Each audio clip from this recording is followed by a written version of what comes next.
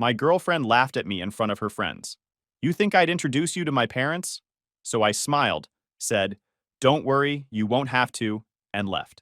Hours later, her best friend told me the real reason why. Sup, Reddit.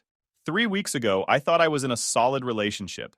Turns out I was just the backup plan.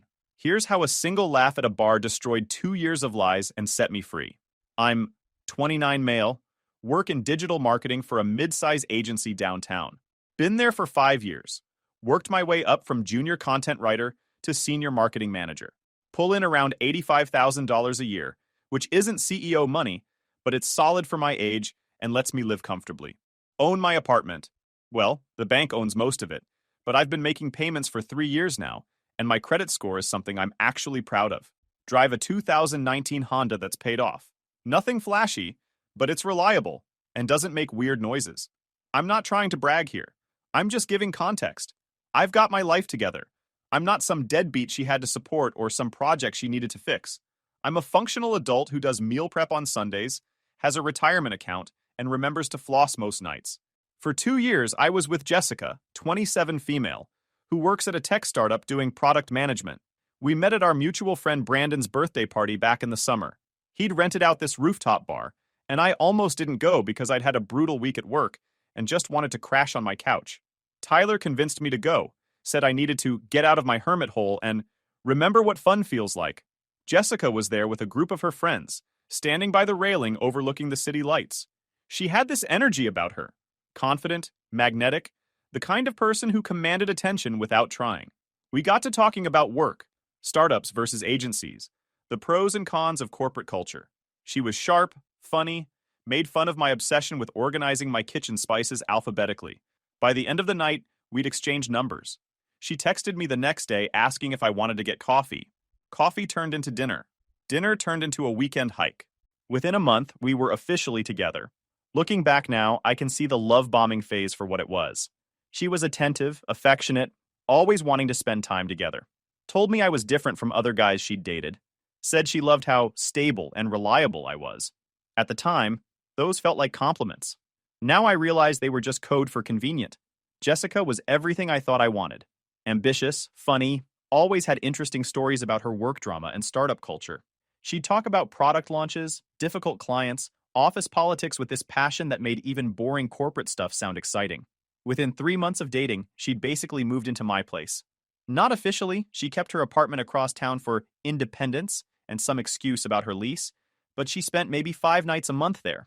Her toothbrush was in my bathroom. Her clothes filled half my closet. Her plant collection took over my living room windowsill. We fell into this comfortable rhythm that felt like real partnership. Every Sunday we'd hit Trader Joe's together, filling the cart with groceries for the week. I'd handle the main shopping list while she grabbed snacks and impulse buys. We'd come home, unload everything, and I'd start meal prepping for the week while she supervised from the couch, offering commentary about my knife skills. Weeknights meant cooking together. Well, I'd cook, and she'd sit at the counter with a glass of something, telling me about her day. I didn't mind. I actually enjoyed cooking, finding it relaxing after a long day of staring at marketing spreadsheets. She'd always compliment the food, post pictures of my cooking on her Instagram, with captions like, boyfriend who can cook #blessed. After dinner, we'd collapse on the couch and binge whatever show we were currently obsessed with. Started with The Office, moved to Parks and Rec, then dove into true crime documentaries because she was fascinated by psychology. I'd fall asleep on the couch sometimes, and she'd wake me up around midnight to go to bed properly. Weekend mornings meant brunches at this place called The Daily Grind that made incredible French toast and imported coffee beans. We had our regular table by the window. The staff knew our orders. It felt like couple goals, you know? Like we were building this shared life together with routines and inside jokes and plans for the future. I thought I knew her inside and out. I thought we were building towards something permanent. I'd started looking at engagement rings about 2 months ago. Nothing too expensive, but something nice. Something that would make her say yes without hesitation. My best friend Tyler had been my boy since college. We'd been through everything together. Failed economics classes where we'd cram together the night before exams, bad breakups where we'd order pizza and play video games until 4 a.m., his nightmare divorce 3 years ago where his ex-wife took half of everything including the dog he'd had since before they met. He works in IT security now for a major bank, makes good money fixing their cybersecurity vulnerabilities, and has this annoying habit of being right about people. Like, eerily right. He can meet someone for 5 minutes and accurately predict their entire personality. When I first introduced him to Jessica about a month into our relationship, he was polite but distant, made small talk, asked the standard questions about her work and interests. But I could tell something was off.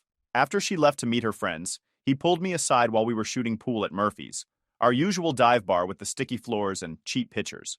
Something's off about her, he said, lining up a shot on the 7 ball. What do you mean? She's great. You barely talk to her. Exactly. She's got this vibe, man. Like she's performing for an audience. Everything's just a little too polished, too rehearsed. The way she laughs, the way she touches your arm when she talks, even the questions she asks, it all feels calculated. Calculated? I laughed. She's just confident. That's attractive. There's a difference between confident and manipulative, bro. He sank the 7 and moved on to the 12. I'm not saying she's evil or anything. I'm just saying watch yourself. Something in my gut says this girl's got an agenda. I brushed it off. Tyler was jaded after his divorce. His ex-wife had seemed perfect for 2 years before he found out she'd been emptying his accounts and planning her exit strategy. Of course, he'd see red flags everywhere. He was like a war veteran who flinches at fireworks. Trauma had made him suspicious of everyone. You said the same thing about Amy, and she turned out to be great, I reminded him. Amy was my ex before the disaster, and I was right about her too. She was great for you at the time, but you guys wanted different things. I called that 6 months before it ended. He had, actually, but I wasn't going to admit that. But looking back now with clear eyes, there were signs I ignored. Small things that didn't quite add up. Inconsistencies I explained away because I was in love and didn't want to see the truth. Red flag number 1. Jessica never wanted me to meet her parents. Every single time I brought it up, and I brought it up at least a dozen times over 2 years. She had a ready excuse. They're super traditional and old-fashioned, she'd say. I want to wait until we're more serious, until I know for sure this is going somewhere. 2 years felt pretty serious to me, but I didn't push hard. Figured we'd get there eventually. She'd shown me pictures of them, told me stories about growing up in their house in the suburbs, mentioned family traditions during holidays, but every time I suggested actually meeting them, the conversation would somehow shift, or she'd get defensive and accuse me of rushing things. Her parents' birthdays would come and go. I'd suggest sending flowers or a card. She'd say they weren't big on gifts from outsiders. Her mom's surgery last year? She went alone, said the hospital had strict visitor rules. Their anniversary dinner? Family only, you understand. Christmas? She'd visit them alone, come back with presents they'd given her. But I was never invited. Red flag number 2, she spent an enormous amount of time with her college friends. Multiple girls' nights every single week, sometimes 3 or 4 nights in a row. Weekend trips I wasn't invited to. Girls' weekends to wineries, spa retreats, shopping trips to outlet malls 3 hours away. Constant group chats that would have her phone buzzing nonstop during dinner, during movies, even during intimate moments. She'd apologize, but never actually put the phone down. Sorry, the group is blowing up right now, she'd say with a laugh, typing away while I sat there feeling like a third wheel in my own relationship. I told myself this was healthy, that she was maintaining her independence, her own social life separate from me, that I didn't want to be that controlling boyfriend who demanded all her time and attention. I had my own friends, Tyler and the guys from my soccer league. I had my own hobbies, building a home gym in my spare bedroom, learning to make actually good pour-over espresso, dabbling in photography. I didn't need her to be available 24/7. But looking back, the time with friends was weirdly secretive. She'd never give me specific details about where they were going or what they were doing. Just dinner and drinks, or hanging out, or catching up. When I'd ask follow-up questions the next day about how it went, she'd give vague answers and change the subject. I chalked it up to her being a private person. Now I know it was because half those friend hangouts probably included Connor. Red flag number 3. She got defensive about her phone in weird ways. Not obvious. She didn't password protect it or hide it under pillows. But she'd angle the screen away from me automatically whenever a notification popped up. She'd take calls in another room even when it was supposedly just her mom or a coworker. She'd immediately close apps when I walked into a room, like she'd been caught doing something wrong. One time, I picked up her phone by accident thinking it was mine. They were both black iPhones sitting on the counter, and she practically lunged at me to grab it back. "That's mine," she'd snapped before laughing it off nervously. "Sorry, just instinct. Privacy, you know?" When I casually mentioned it once, just saying something like, "Hey, you seem jumpy about your phone lately? Everything okay?" She accused me of being controlling and paranoid, said I was exhibiting toxic masculine behaviors by monitoring her phone use, made me feel like a bad boyfriend for even noticing. So I backed off, stopped paying attention, gave her the benefit of the doubt. I was so desperate not to be that guy, the jealous, insecure, controlling type, that I ignored massive red flags in the name of being trusting and mature. 4 months ago, she took a work trip to Miami for a conference, sent me pictures of the hotel, the convention center, her and some female coworkers at dinner, asked me to water her office plant while she was gone. I even helped her book the flight because she was stressed about work deadlines. 3 months ago, she started working late more often, sometimes until 9 or 10 at night. Startup life, she'd sigh when she finally came home. I'd have dinner waiting. She'd eat, shower, and crash. We went from having intimacy 3 or 4 times a week to maybe once every 2 weeks. When I tried to talk about it, she said she was exhausted and stressed. I believed her. 2 months ago, I mentioned proposing to Tyler over wings in basketball. You sure about that? He asked, giving me that look. Yeah, why wouldn't I be? You just seem like you're doing all the work in this relationship. When's the last time she actually did something thoughtful for you? I had to think about it. Really think. And I realized I couldn't remember. Every vacation was planned by me. Every nice dinner was my idea. Every thoughtful gesture came from my side. But love isn't about keeping score, right? Wrong. The night everything exploded was supposed to be casual and easy. Jessica texted me around 6 that evening while I was finishing up a project proposal at work. At the Crafted Barrel with college friends.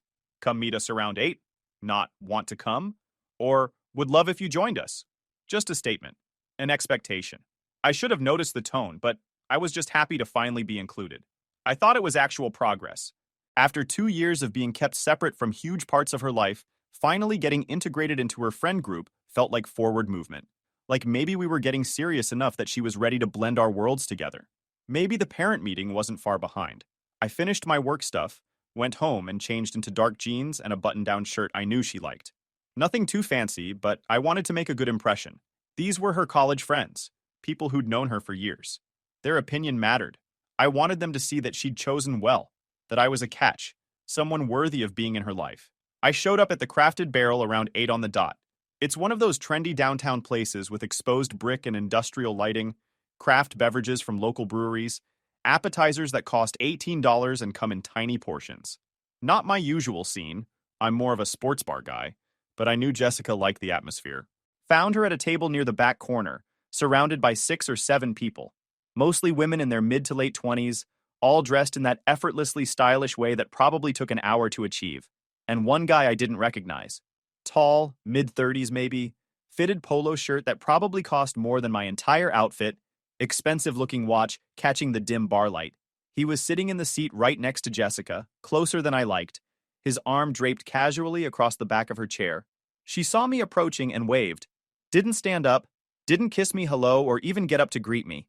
Just a casual wave like I was a coworker she'd spotted across the room, not her boyfriend of 2 years, who'd driven 20 minutes in rush hour traffic to meet her friends. Hey everyone, this is my boyfriend, she said without enthusiasm, not even using my name, like I was a generic accessory. Grab a seat. First red flag I ignored because I was trying so hard to be cool and not jealous or controlling. The only empty chair was at the far end of the table, basically the social Siberia position where you can't really participate in the main conversation. I squeezed into it, smiled at everyone, tried to make eye contact and get some acknowledgement. Got a few polite nods and forced smiles in return. When the server came over, I ordered water. Needed to stay sharp, be present, make good impressions. Everyone else had drinks in various states of emptiness. Glasses with lipstick marks, melting ice, lime wedges. They were in the middle of some story about a trip to Miami last year. Inside jokes, references to people I didn't know, everyone laughing at shared memories. I just sat there nodding, smiling, feeling like a complete outsider. Jessica barely looked at me. She was totally engaged with her friends, especially the guy in the polo shirt who kept touching her arm when he talked. I tried a few times to contribute to the conversation, asked questions about the trip, made comments about the bar's atmosphere, tried to be friendly. I got polite but dismissive responses, like they were tolerating my presence, but not actually interested in including me. After about 20 minutes of this, one of Jessica's friends, this blonde named Melissa, who I'd met once before, turned to me with this bright, curious smile. So when are you finally meeting Jess's parents? You guys have been together forever, right? Like 2 years? The question hung in the air. Everyone went quiet. I felt all eyes turn to me, then to Jessica. I started to answer, opened my mouth to say something casual like, hopefully soon, or we're working on it. But before I could get a single word out, Jessica laughed. Not a nervous laugh, not an uncomfortable deflection. A full, genuine, dismissive laugh that cut through the noise of the bar and went straight through my chest like a blade. She looked at Melissa, then at me, and said with this smirk, "You really think I'd ever introduce him to my parents?" The table went dead silent. I felt my face get hot.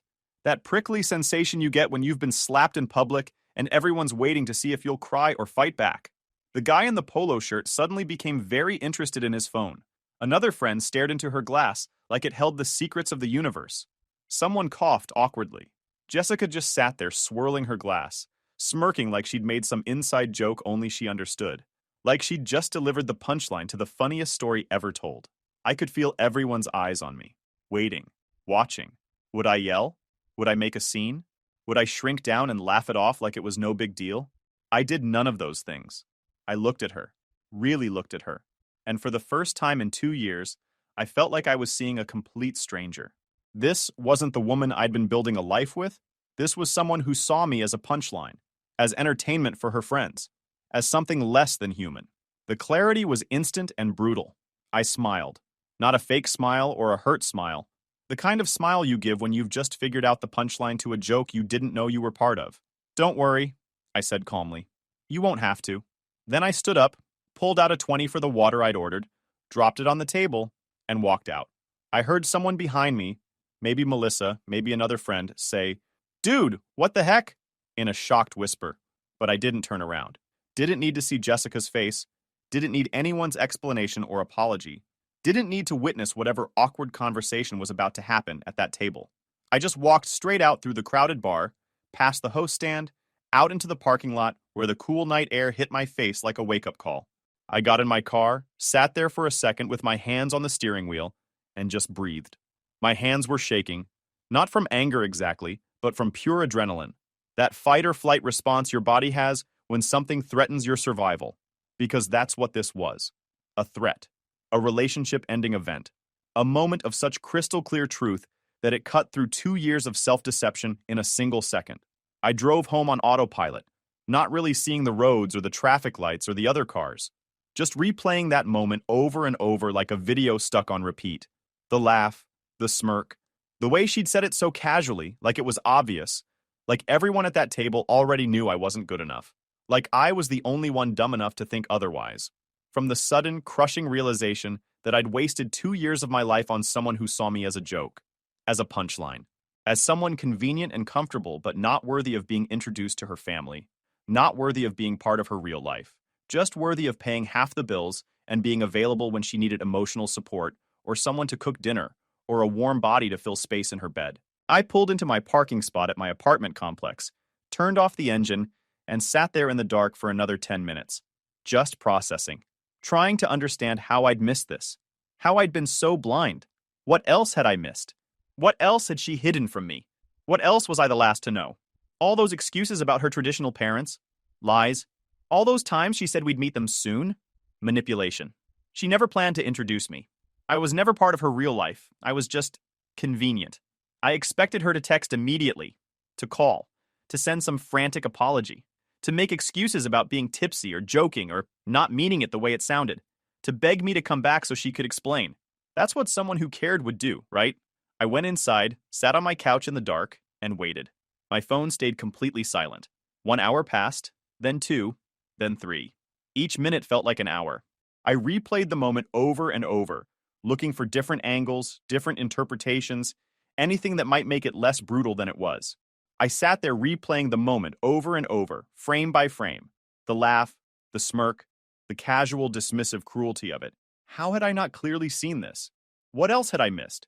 Was I just a placeholder? A warm body to fill space until something better came along? At 11:47 p.m., my phone finally buzzed. But it wasn't Jessica. It was her best friend, Lauren. We'd always gotten along well. She was the one who'd told Jessica I was a good guy when we first started dating, who'd vouched for me. She seemed calm, reasonable, the kind of person who didn't do drama. The text said, Hey, I need to tell you something. Can you call me? I stared at that message for a full minute. My stomach was in knots.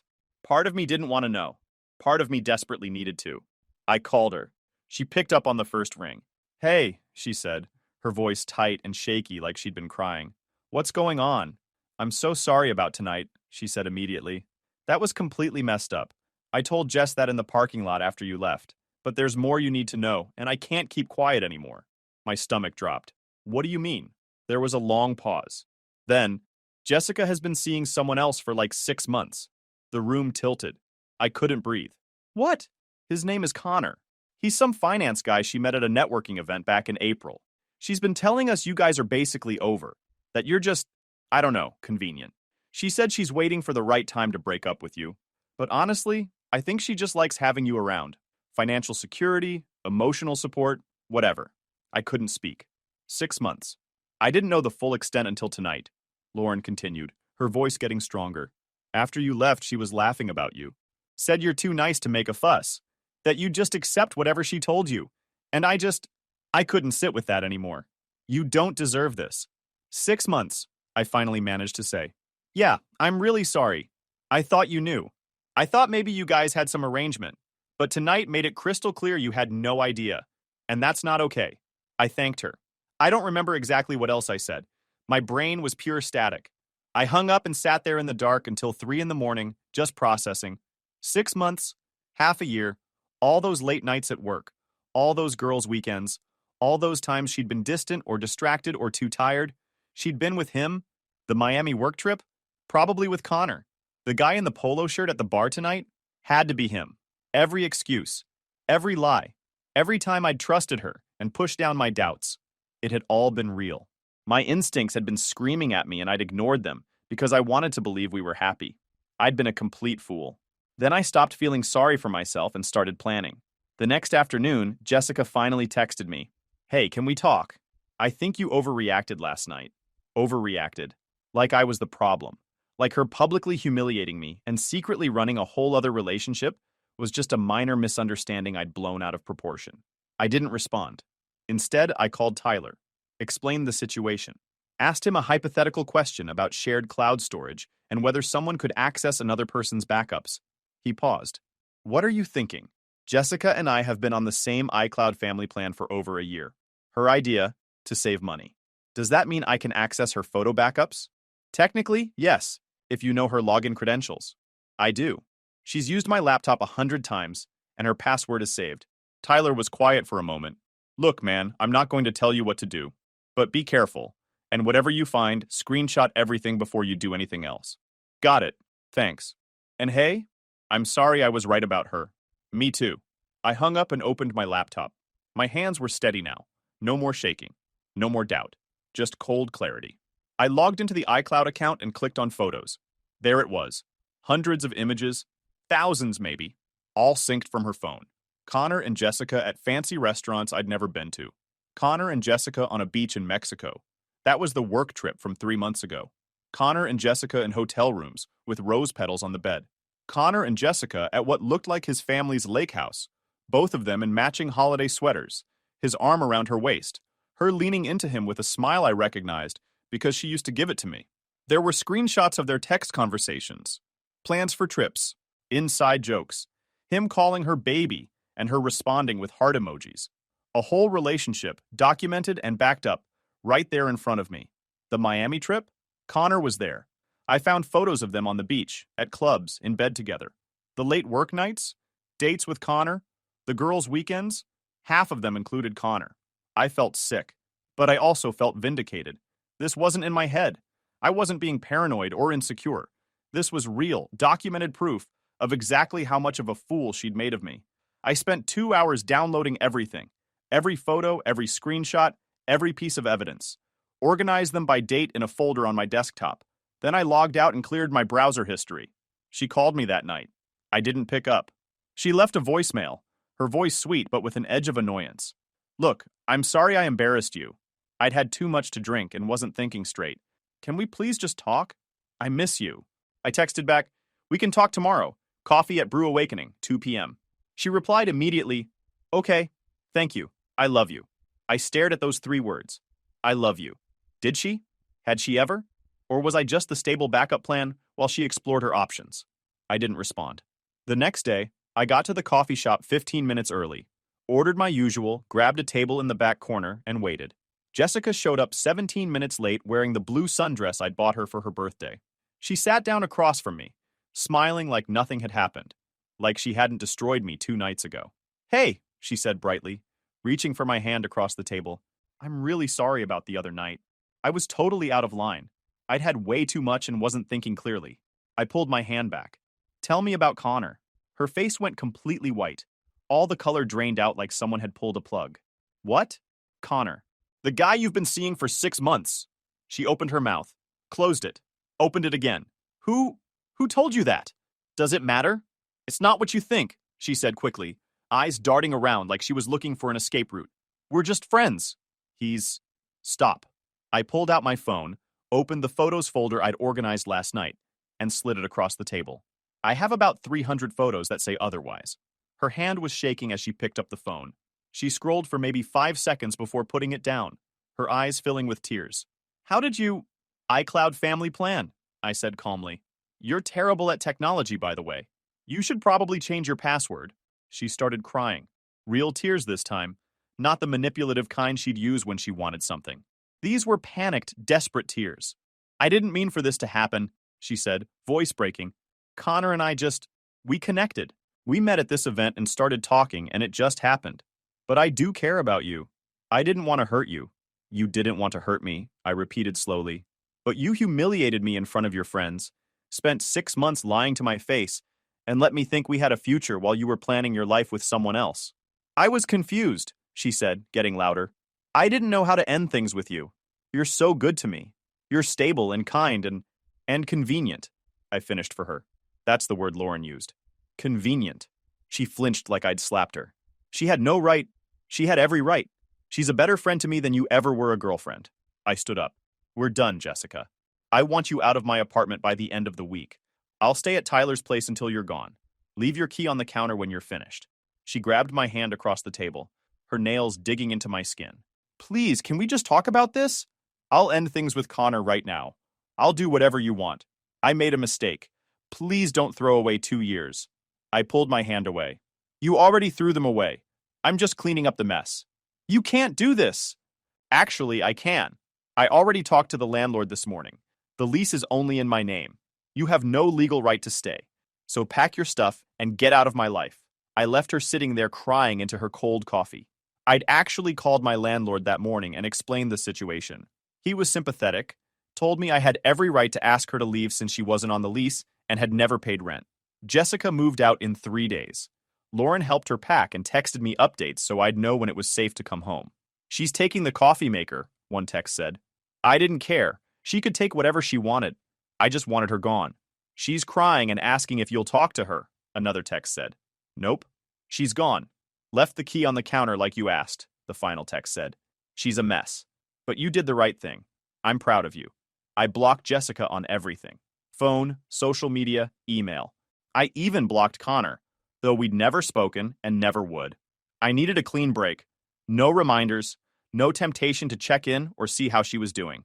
For 2 weeks, I focused on work, hit the gym harder than I had in years, and started reorganizing my apartment. Erased every trace of her. Donated the decorative pillows she'd insisted on. Replaced the shower curtain she'd picked out. Bought new sheets. Then Lauren texted me, Are you sitting down? My heart sank. What now? Connor broke up with Jessica. I actually laughed out loud. I was in the produce section at Trader Joe's, and people stared, but I couldn't help it.